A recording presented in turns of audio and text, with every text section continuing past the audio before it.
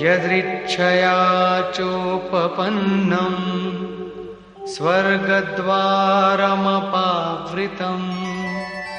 సుఖినః క్షత్రియాః పార్థ లభంతే యుద్ధమీదృశం. పార్థివ శరీరాన్ని రథంగా మార్చుకుని గురి తప్పకుండా లక్ష్యాన్ని ఛేదించగల ఓ అర్జున, తనంతట తానే ప్రాప్తమయ్యే స్వర్గ ఉన్ముక్త ద్వారం వంటి ఈ యుద్ధం అదృష్టవంతులైన క్షత్రియులకే లభిస్తుంది. క్షత్రియ శ్రేణికి చెందిన సాధకులలో 3 గుణాలను నరికివేయగల సామర్థ్యం ఉంటుంది. వారి కోసం స్వర్గం ద్వారాలు తెరిచి ఉంటాయి. ఎందుకంటే అతనిలో దైవీ సంపద పూర్ణత్వాన్ని పొంది ఉంటుంది. శ్వాసలో చరించగల సామర్థ్యం అతనిలో ఉంటుంది. ఇదే తెరిచి ఉన్న స్వర్గద్వారం. క్షేత్రజ్ఞుల ఈ యుద్ధం అదృష్టవంతులైన క్షత్రియునికే ప్రాప్తిస్తుంది.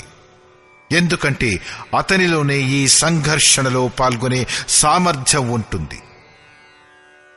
ప్రపంచంలో యుద్ధాలవుతూనే ఉంటాయి. లోకమంతా ఏకమై యుద్ధం చేస్తుంది. ప్రతి జాతి యుద్ధం చేస్తుంది. కాని శాశ్వత విజయం గెలిచిన వారికి కూడా లభించదు.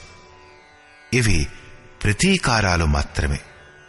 ఒకడు ఇంకొకరిని ఎంతగా అణిచివేస్తాడో కాలాంతరంలో తాను కూడా అలా అణిగిపోవలసి వస్తుంది. ఇంద్రియాలను ఎండగట్టేసే శోకంగల ఈ విజయం ఎలాంటిది? చివరకు శరీరం కూడా వినష్టమైపోతుంది. వాస్తవికమైన సంఘర్షణ క్షేత్రజ్ఞులదే. దీనిలో ఒక్కసారి విజయం ప్రాప్తిస్తే ప్రకృతి ఎల్లప్పటికీ నిరోధించబడుతుంది. పరమపరుడు పరమాత్ముడు కూడా ప్రాప్తిస్తాడు. అపజయం ప్రసక్తి లేనటువంటి విజయం ఇది. అథ చేత్వమిమం ధర్మ్యం సంగ్రామం న కరిష్యసి తతః స్వధర్మం కీర్తిం చ హిత్వా పాపమవాప్స్యసి.